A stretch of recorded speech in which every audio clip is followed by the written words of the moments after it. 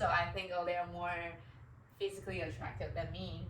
And especially if I have my partner around, and I will have this story in myself that, oh, like he's looking at them like because they're more attractive and I'm not. 3, 2, 1, action. Hello everyone, welcome back to Belonging Abroad, where we talk about how to create our own lives on a foreign land. And we're your hosts, Jill and Winnie. Yay! Okay, today we're gonna talk about a very important topic.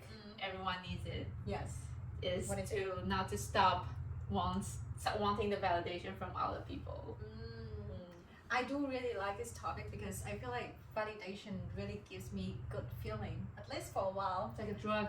Yes. It's like, to me, it also like kind of an indicator that I'm doing the right thing. Everyone else is accepting me, seeing me as valuable, and also like a sign that I'm doing something good. So I can have this courage and also motivation to do more of the things that I was doing. And I think the opposite side of it is lacking of validation can feel really uncomfortable. And I would kind of realize how lacking of validation caused me a very interesting emotion most of the time, which is jealousy. So for example, when I feel like, oh, everyone seems to be really liking someone else doing something that I don't have, then I would feel like I'm not good enough. And that feeling of lack really gives me this sense of I'm kind of jealous of that person because of what they have and I don't. Do you think that you share the same definition of validation? Yeah, I think so. For me, validation, kind of like you said, because I want someone to tell me that I am doing the good things or the right things. And if they told us that, okay, like good job, Joe, and I'll feel okay, like, oh, I'm doing quite well. But if they don't tell me that, I'll feel like no way, like I'm not good enough. But it just made me think like why I care about those people's opinions so much. Like who are those people? Like if I really deep dive into who those people are, maybe they're more successful than me. But I think the definition of success is also by society.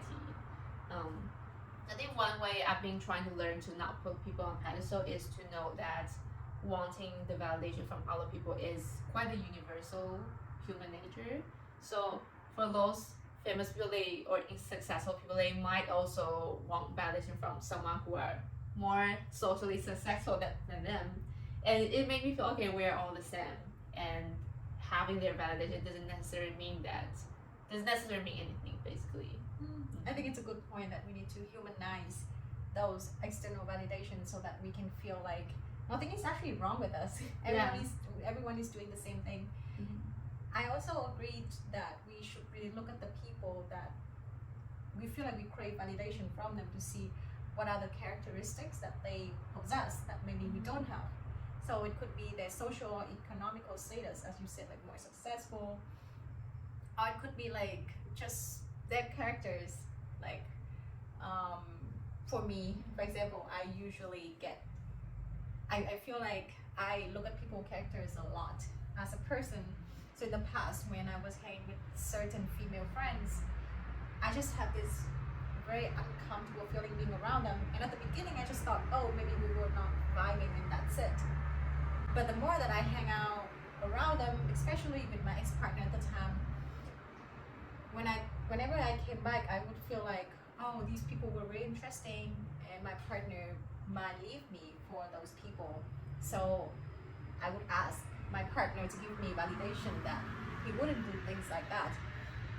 But it's such a vicious cycle that the more that he could give me, the more the next time I would ask for it, because I never felt like he was being truthful enough in the first place. I think it's because I didn't believe in myself at the beginning, so why would I believe that he's seeing things in me that I couldn't? And now that I have become more conscious of my thoughts, I realized that those women in general, they were all very authentic and so confident and expressive in saying things that they believe in. They have like such a grounded and strong appearance and presence. And that's what I really like about them. Like that's what I really want from, not want from them, but I want to become like that. So like realizing those things can give me a better rational reason of why I was feeling that way. I was not just like being all crazy as a girlfriend or as a person in general. Yeah, because you just want to kind of like learn from them, that you want to have this kind of personality. It is something aligns with your value, I guess. Exactly. We'll talk about that later. Okay. But I know I'm more shallow, so usually when I got jealous, like in the past, was because of some girls' appearance. So I think, oh, they are more physically attractive than me, and especially if I have my partner around, and I will keep have this story in myself that, oh, like he's looking at them like because they're more attractive and I'm not. So after we came back, I will like keep wanting, him to say that, oh no, actually those girls, they look okay. But we all know that there are so many people on earth, so, and it's not possible that we will never meet someone that is more attractive than me. But I think also fundamentally the beauty standard is very constructed by society. So maybe like in the 17th century, maybe I'm like the water beauty, right? But like every era have a different beauty standard. So, and I think I realized that I'm just getting brainwashed or influenced by social media. It's not like truly how I think beauty is. Yeah, so knowing that those standards are just socially constructed make me think that, okay, I just need to be more comfortable in my own skin. Absolutely. Yeah. I think comparing ourselves, especially appearance wise, with other people, especially among women, is something that we put because we have like beauty contests, right? Yeah. It's like so wildly popular. So I think we are so conditioned by the society to compare our appearance with other people, especially when I was younger, because I didn't know what my values, what my worth was. So whenever I feel like I want to become better, then I would look outward to see what's actually better out there, what are the standards out there that people put on, and just follow that blindly because I just didn't know how to improve myself in general as a person, as an individual. So I guess the first step for us is to really identify what the core values that we hold or we want to hold as a person. And I did that mostly through like living through life and seeing the patterns, seeing what's showing up as important to me. But to familiarize some of us who are still like very young, don't have a lot of living experience, there's like a list of core values that you can familiarize yourself with. And by looking at those, maybe we can pick and choose what we actually want to embrace in our life and try to take more actions towards those so that we can hold the values better. And so for me to start doing that is to ask myself a magic question. Do I want to be the type of person who does this? Oh, I was like, do I want to become the sort of person who is more secure and authentic in my own presence? And if that's a yes, it's my value, then I would embrace on the learning path to become that kind of person. That's great. I think for me, I also learn my values through life experience, and I know that my values are connection, authenticity, and worthiness. And yeah, and usually, I realize those values by looking at my relationship with people, because I realize I want those things from people around me to make me feel good. And those are the things I used to crave from my parents. And I think these are my values, means that I don't need other people's opinions to make me feel this way. So I think I actually give it to myself. Okay, I think worthiness is something that a lot of people will struggle with. Yeah. So how do you make yourself feel worthy without external validation in general? Yeah, that's a big question. And I think it's usually I will still switch to the default mode. It's like when people make me feel worthy, like maybe just words of affirmation, make me feel loved and cared. But I think to give that to myself is knowing that I was born on this earth to be already worthy. So I don't need other people's care and love to make me realize that, oh, I'm worthy. That sounds like a hard practice. It's so hard. It's kind of vague, but I think it just kept knowing that even though you make mistakes, even though you are not socially successful, you are still worthy. So I can also share more about like the actual things I did to make myself feel worthy. And I think before we feel worthy, we have to start building our confidence. So celebrate our small wins is very important. Like I will do something very small, do the laundry, and I'll type, good job, Joe. Like you did great. And I also, aside from celebrate small wins, to put myself on like a momentum to keep taking actions towards my goals. It's not just about the achievement at the end, it's more about the journey. Like how the cliche is saying, it's more important about the journey, not the end goals. Because I think the journey, when you're taking actions, it actually fuels your motivation to keep achieving more. And by seeing yourself on the momentum of achieving something, it really gives you lots of confidence. That at least is for me.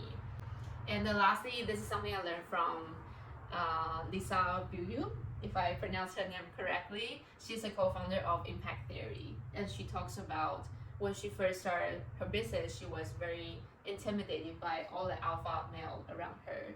So she embraced this learner mindset, is to tell herself that no matter what she does, she's a learner in her life, right? So she's not afraid to take actions. She's not afraid to just take the first step to start her business. Yeah, I really like those tips because I think those are really good starter to push her, to urge her into taking the action and self-validate ourselves. For me, when I feel like I'm lacking something and I mindlessly chase after becoming this person or this goal, then it's almost impossible for me to self-validate because I cannot see what's good within myself, what I have achieved. So like taking small steps every single day and realizing that, I think is an important step. And on the flip side, I do think that sometimes we think of our goals and think of the traits that we thought that we wanted. They actually turn out to be something that it might not really align with our values.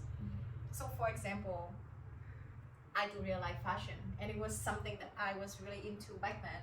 So I would be the one who likes to follow the latest trend, to have all the dresses or like all the outfits that I think that I want to wear and show people that I am this type of person. But recently, as I pay more attention to my finance situation, I realized that it no longer aligns with my priority at the time. So right now I'm settling with not being fashionable, being a little bit lame by wearing outfits again and again, but that makes me feel okay.